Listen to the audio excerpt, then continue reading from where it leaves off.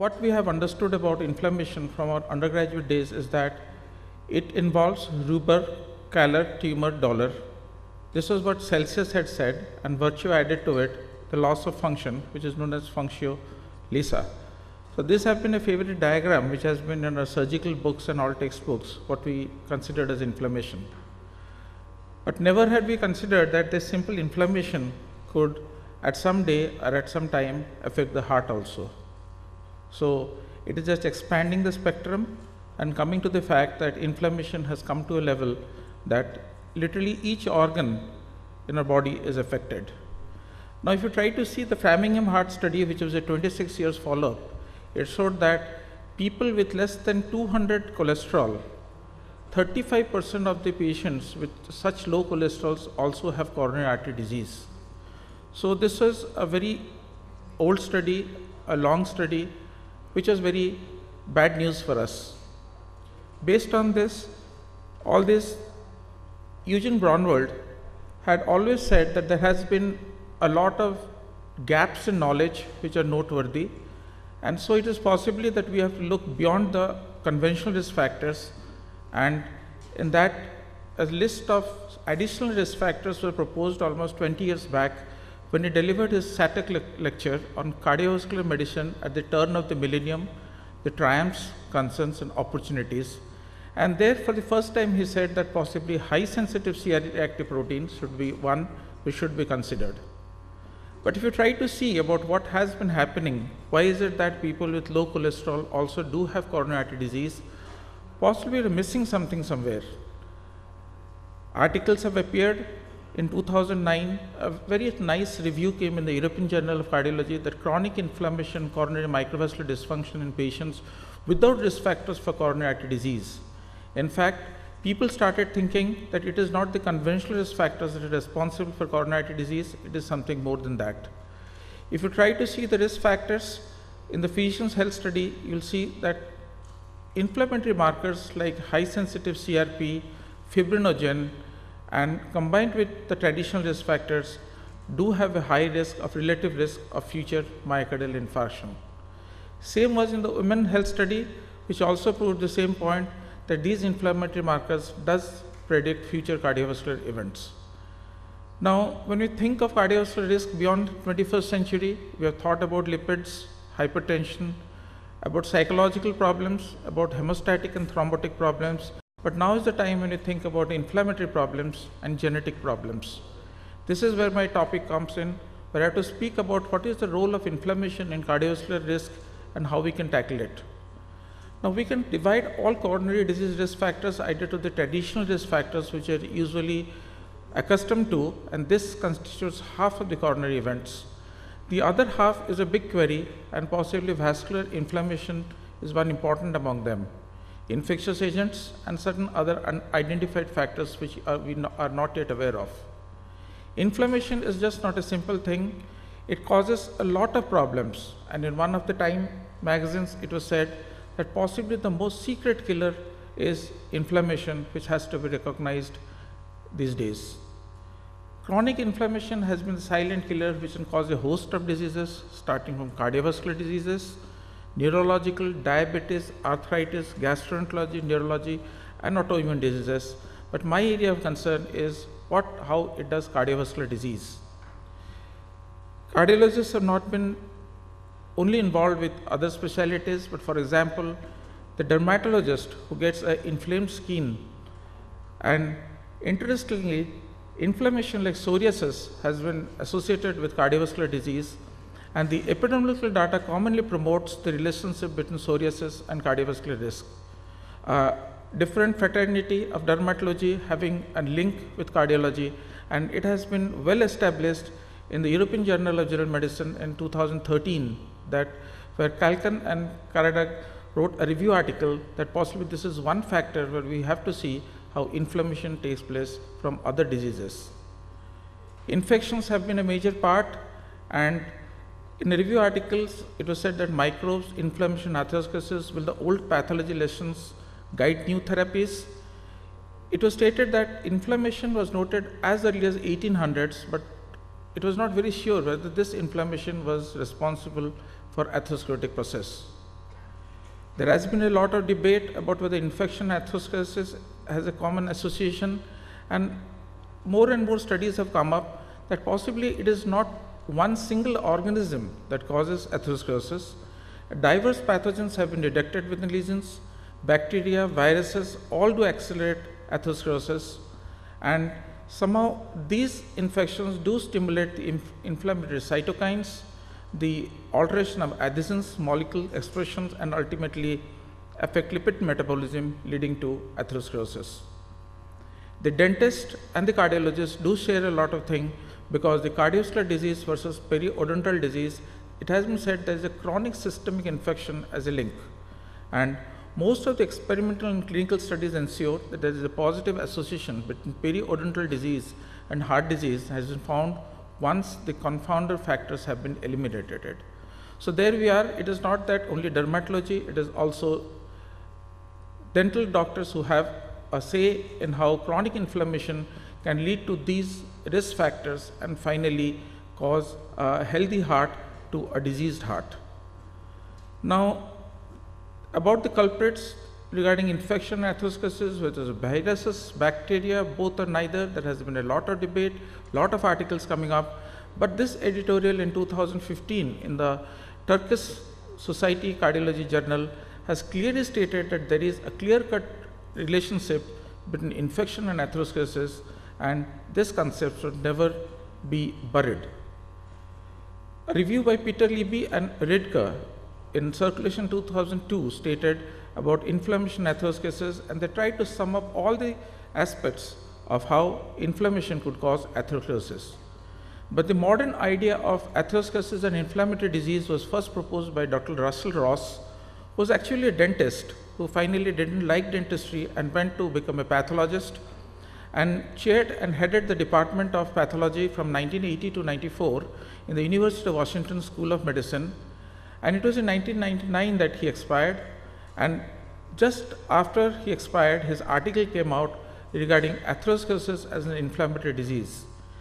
His fellow colleague Fausto had to write that Dr. Ross was an original thinker whose ideas and research results guided most of the important work done in the past 25 years in atherosclerosis. And his first article appeared in 1999 after it expired, where it was clearly written that atherosclerosis is an inflammatory disease, and the photographs that he had put in the same journal are still quoted in textbooks of cardiology like Braunwald and Hurst. Following articles also came about inflammation, atherosclerosis, and coronary artery disease, in which they tried to sum up about what has been going through since the 18th century to the 20th century, and how cardiology has expanded and people are understanding that inflammation is a very important factor. But when we come to inflammation and atherosclerosis, we have to answer the same problem of jugglery, that who came first? Is it inflammation that came first or atherosclerosis? Was it the egg or the hen? So naturally the debate goes on, and when a review article written by none other than Willardson, who was the editor of Circulation, and Ridker, who clearly stated that we are at a stage to understand what is the exact reason and why inflammation causes atherosclerosis. And Ridker was one of the persons who even was involved in the Jupiter trial, which proved that inflammation was a very important factor for cardiovascular risk. Now, experimental studies have shown this, clinical studies have shown that inflammatory markers can predict increased risk of cardiovascular events, and recognition of these anti-inflammatory effects of some standard cardiovascular therapies can help in decreasing atherosclerosis. Now, there are a host of cells that are responsible for this inflammatory responses. For example, the monocyte, the lymphocyte, the macrophage, the smooth muscle cell, and the endothelial cell. And a lot of work has been done on this to show that how these inflammatory cells work. First, there is the entry of the monocytes across the endothelium, and once they enter, the LDL becomes oxidized LDL, and this is a dangerous part which works as a trigger for inflammation. And when the trigger for inflammation works, the macrophages come along with the dendritic cycle, and finally divide goes via two pathways, the NF-kB pathway and the kynurenine pathway, ultimately forming the foam cells, which finally lead to aggregations of lot of inflammatory mediators like CRP, CD40, CD40L, tumor necrosis factor, the interleukins. the platelets also come to play a role. And finally, the vicious cycle inflammation takes place with oxy-LDL working on it, creating atherosclerosis. So ultimately, it has been proved that inflammation is the main culprit in atherosclerosis and is involved in different stages, starting from stage 1 to stage 4, 6, wherein each stage there is some part of inflammation seen. When the fatty streak which you see in the young children or the babies, we see that oxy-LDL is there, the macrophages are there, and all the cytokines are present, which leads to smooth cell proliferation.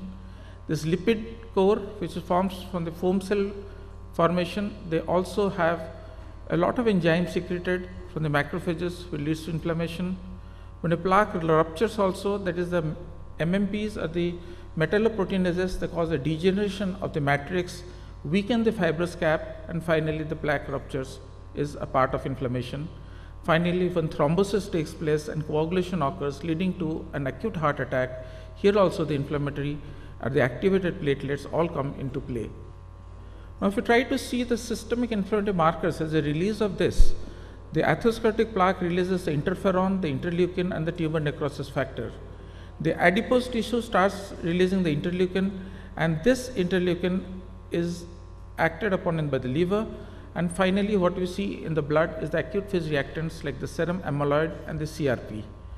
Now, if you try to identify all the atherosclerotic markers, they are quite a lot, starting from C-reactive protein, albumin, fibrinogen, leukocyte count, serum amyloid, then interleukins, all various types, soluble cytokines, cellular adhesion molecules, and matrix degradation enzymes. Now, the question came, is it interleukin or high sensitive CRP which is important?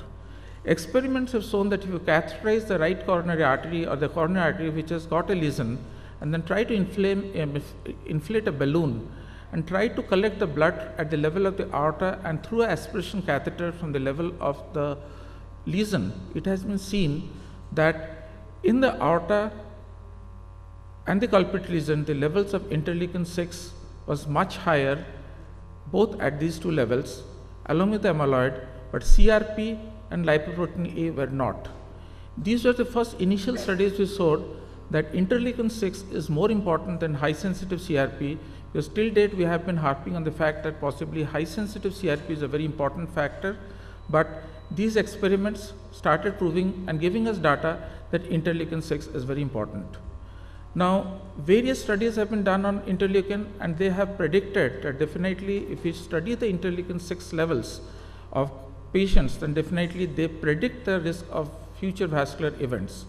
But sad to say, interleukin 6 is a very unstable molecule, and estimation of the same is not feasible in day-to-day practice.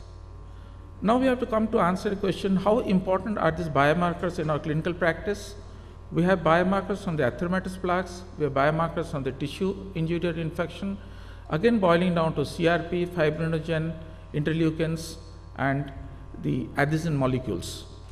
If you try to see the high sensitive CRP, it has been proved beyond doubt that higher the high sensitive CRP is, more significant is the chances that there is a future myocardial infarction in apparently healthy men.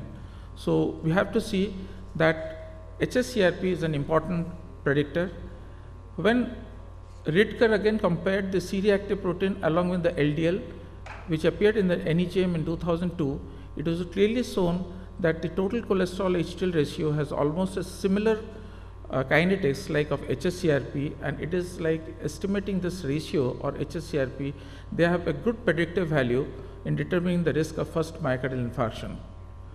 Similarly, hsCRP was also studied among apparently healthy women and was shown, depending on the risk factors, higher the hsCRP level, whether the patient did not have hypertension, no hyperlipidemia, no current smoking, no bad diabetes, no family history, as the hsCRP kept on rising, the chances of coronary artery disease was high.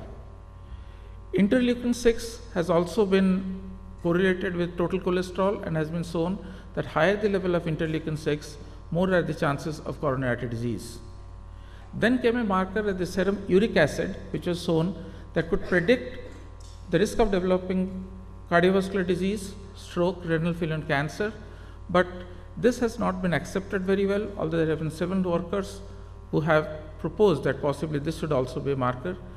Fibrogen has also been a marker of inflammation coronary artery disease, and majority of the studies have focused on fibrogen as having a positive correlation with coronary artery disease.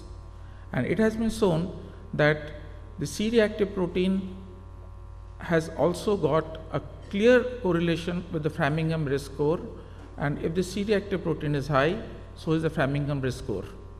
Now, if you try to compare C-reactive protein, interleukin 6, fibrinogen and tumor necrosis factor, it was seen that interleukin 6 and CRP were very well coordinated, and so was fibrinogen, but tumor necrosis factor was not very well coordinated. So definitely we are at a stage where we can say that possibly C-reactive protein and interleukin 6 are very important as per the PRIME study. This interleukin 6 has been studied vis-a-vis the total cholesterol HDL ratio in the PRIME study, as is shown that there is a good correlation. Based on all this, on January 28, 2003, the AHS CDC gave a clear-cut guideline that possibly measurement of hsCRP is an independent marker of risk and may be used at the discretion of the physician as part of global coronary risk assessment in adults without known cardiovascular disease. Weight of evidence favors use particularly among those just at intermediate risk by global risk assessment. Then a very common daily newspaper, the Wall Street Journal in US, on January 28, 2003, came with the data that possibly we have got a test where we can start predicting coronary artery disease. 2003, American Heart Association said that entire adult population should not be screened for hsCRP for the purpose of cardiovascular risk assessment. Changed the statement in 2010 that this measurement should be for healthy elderly people to identify cardiovascular risk. But in 2013, they came up with the data that they came up with this recommendation that use of hsCRPs for stratifying the high-risk patients for atherosclerotic cardiovascular disease should be used. Now a question comes that this dysmetabolic syndrome, is it an inflammatory condition? It has been seen obesity, insulin resistance leading to this metabolic syndrome is all due to oxidative stress and causes chronic inflammation. Lot of reviews have been done regarding this, and it has been proved that these are the subset of patients or the individuals who are at the highest risk of inflammation, and the same markers do play in this, like the interleukin 6, the tumor necrosis factor, the CRPs. So definitely there is a link between abdominal obesity and global cardiovascular risk. Then what is the role of hsCRP with regard to diabetes and the metabolic syndrome? An article in Circulation 2013 clearly stated that if the CRP is more than 3 on long-term follow-up, the survival probability is less compared to patients who had CRP less than 1 or in between 1 to 3. Similarly, if you take the components of the metabolic syndrome, it has been seen that the C-reactive protein went on increasing as the number of components were added together, showing that definitely there was a clear-cut correlation between the number of components of metabolic syndrome and C-reactive protein. Then came another inflammatory problem, the cardiorenal syndrome, in which it was like two brothers, the kidneys and the heart, who had also to depend on all these mediators besides the conventional risk factors, because if the kidney would be affected, definitely another day in the future the heart would be affected. Now let us come to the next part, whether vascular inflammation can be a therapeutic target for prevention of cardiovascular disease. Article started in 2002 when people started thinking that possibly this is a target that we should be taking, and based on this, on the full cycle of this thing, it was seen that there are areas where one can work. For example, statins can be used for LDL. We can use the PPAR gammas for this NF-κB pathway. Antiplatelets like an aspirin can be used. Tumor necrosis factor inhibitors like canakinumab can be used. So a lot of drugs started coming in, how we could control inflammation so that atherosclerosis could be curbed. Then there was two new novel therapies. One was the 3-HAA anti-inflammatory metabolites and the NF-κB anti-inflammatory, that's a curcumin, which we commonly use in our daily practice as haldi. These two products could be used also to somehow get rid of this inflammation. Now let us see what happens. We are already aware that aspirin, lowering the cholesterol diet, fibrates, ACE inhibitors, weight loss, statins does decrease vascular inflammation. For example, in obese women who started losing weight, it was seen that the P-selectin, interleukin-6 and the tumor necrosis factor started decreasing, proving that weight loss was one of the most anti-inflammatory effects which the patients had. Aspirin, no doubt, was very good because this good old drug also showed that definitely C-reactive protein levels would come down if the patient would be put on aspirin versus placebo. Mice fed with low cholesterol diet, or what we call as a low inflammatory diet, were also seen that their MMP expression would start decreasing as the low cholesterol diet was fed, marking the position that within few months these patients would be protected from coronary artery disease. As we all know, statins are a very wonder drug for decreasing the high sensitive protein, and the Jupiter study has clearly stated that even in normal lipid levels, if the high sensitive CRP is high, you have to put them on a statin. These are the various statins which have been used, and these statins have been shown that it not only decreases the lipid levels, but also decreases the CRP levels, which are inflammatory markers. Fibrates have also been shown to decrease interleukin-6 in patients with coronary artery disease, and also CRP in patients with coronary artery disease. So these traditional mechanisms or traditional methods of treatment we all have been following, along with the PPAR alpha and gamma control, that they control the vascular inflammation and thrombosis related to atherosclerosis by various mechanisms, by recruitment of adherents of the circulating monocytes, the inflammatory response, the cholesterol efflux, the plaque stability, and the vasoconstriction thrombosis. Studies on PPAR alpha agonists on CRP and human hepatocytes simulated by interleukin 1 and 6 was shown that these do have a good role in decreasing inflammatory markers, especially interleukin 1, which was effective for decreasing inflammation. Then came these emerging therapies, which you know about the nitric oxide donors, the anti-tumor necrosis factor, the antibodies, and the PPAR agonists, which I've already spoken about. Pharmacologists started working on the monocyte macrophage as a therapy target, and there is, as has been stated in this article, that there is now overwhelming evidence that monocyte macrophage has a crucial role in the initiation and progression of atherosclerosis plaque, and this has led to the view that the recruitment and activity of the cells may represent important therapeutic targets. Similar was the kinin B1 receptor, which was identified perhaps at the primary and the most important effect which for inflammation could be controlled. Paul Ridker and Thomas Lusker in 2014 reviewed all the research work, and on the basis of the emerging anti-inflammatory approaches to vascular protection, they categorized into two broad groups: those targeting the central interleukin 6 and those targeting the CRP pathways. Two drugs, the canakinumab and low-dose methotrexate, was shown to inhibit interleukin 6, and varespladib and darapladib were shown to somehow to abort the non-IL interleukin 6 pathways, that is the C-reactive protein. Now, this is just a diagram of which shows at what level the newer drugs to work, but I would like to draw your attention that it is on interleukin 6 that these drugs have been already on trial, that it is canakinumab and low-dose methotrexate, and the data is yet to be out. And the next group of drugs working on CRP have already been tried, especially the darapladib and the varespladib. Now, these are the various trials which are ongoing. The CANTOS study is one of the largest studies sponsored by Novartis, where 10,000 patients are on the process of enrolling. Canakinumab has been shown to work on interleukins. Similarly, low-dose methotrexate have been used, and these are the 8 or 10 studies which are ongoing or on the verge of completion, which will show that possibly anti-inflammatory therapy has a major role in cardiovascular disease.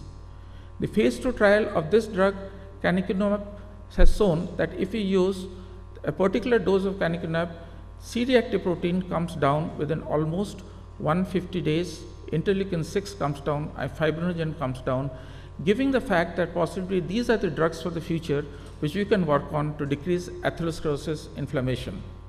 But where do we stand today? We are all aware of these drugs, some research is going on, and we are aware that some have been established. The two new novel targets are the 3-HA anti-inflammatory metabolites and curcumin, which have to be explored. Now, if you see the kynurenine pathway, it is in this pathway that the 3-hydroxyenthralinic acid is the place where one can inhibit it. And a drug that is 3-HAA is a metabolite which plays an important role in immunoregulation and has been shown to have a major effect on the lipid metabolism related genes. Not only that, it also decreases the plasma cholesterol, triglycerides, decreases the VLDL and increases the LDL, and histopathological studies have also shown that it decreases significantly the inflammatory cells in the atherosclerotic lesions and also significantly reduces inflammation up to almost 80% in this atherosclerotic lesions. These are all experimental drugs and have not yet been proved and are in stage of experimentation. And if you see that this is a tryptophan metabolism is affected by this drug and has been a powerful inhibitor of atherosclerotic lesions, basically the lipid metabolism, reducing VLDL, chylomicron and increased HDL and reduces vascular inflammation. Now, if you take the other pathway, the NF-κB pathway, it has been shown inflammatory stimuli works on this, then makes this NF-κB inactive, and there is activation of this NF-κB, finally translocations into the nucleus, and as a result it starts releasing the inflammatory mediators. And these inflammatory mediators are the interleukin 6, hsCRP and the tumor necrosis factors, or the adhesive molecules like ICAM and the VCAM. Most importantly, curcumin, which is commonly used in our kitchen as haldi, has been shown to block this activation of the NF-κB and in the long run reduce inflammation, and that is how it can possibly help in preventing release of this inflammatory mediators or because of its multiple sites of action. And it is like Ayurveda again coming into where we can concentrate this curcumin and possibly see that inflammation which leads to atherosclerosis can be prevented. Now, studies have been done on the inflammatory role in cardiovascular disease. It has been shown that it does decrease C-reactive protein. It decreases the MI associated with post-CABG patients and significantly reduces the serum cholesterol and increases the HDL level. It improves LV diastolic function and prevents progression of diabetic nephropathy by attenuating proteinuria and decrease the fasting blood glucose, HbA1c and insulin resistance index. So definitely this good old product has a major role to play in anti-inflammatory role in cardiovascular disease. Still the fact is debatable which came first, inflammation or atherosclerosis, and where do we stand? We are at a stage where we are not sure whether the chicken was first or the egg was first, but we have now enough evidence to show that definitely inflammation is a major reason for which atherosclerosis takes place, as this article appeared in the Journal of the American Society of Electrocardiology, in which they showed that chronic inflammatory disease is an independent risk factor for coronary flow velocity reserve impairment unrelated to the process of coronary artery calcium deposition. So we always used to think that possibly thinking about coronary artery calcium deposition would help us so that this patient is more prone to coronary artery disease. The story is possibly going to be debated because this inflammatory factor is an independent risk factor and has nothing to do with the amount of cholesterol or the amount of this thing that is fat deposited. Now, two facts that we have to establish. Have we established the fact that inflammation causes atherosclerosis? Yes, we are sure about it. We have a lot of data about it. But the next fact, that is there a therapy for inflammation for this cardiovascular disease, is a question that is not yet answered and needs more research. There has been studies which have shown that anti-inflammatory drugs do help, but we have not yet reached an end where these anti-inflammatory drugs can work and finally establish that coronary artery disease can be prevented. So it is like whether we have failed or succeeded. Don't tell them that we have failed. Tell them we decided to temporarily postpone our success. because as time passes by, we'll definitely tell that we will succeed in controlling inflammation and preventing coronary artery disease. Thank you very much for the patient hearing.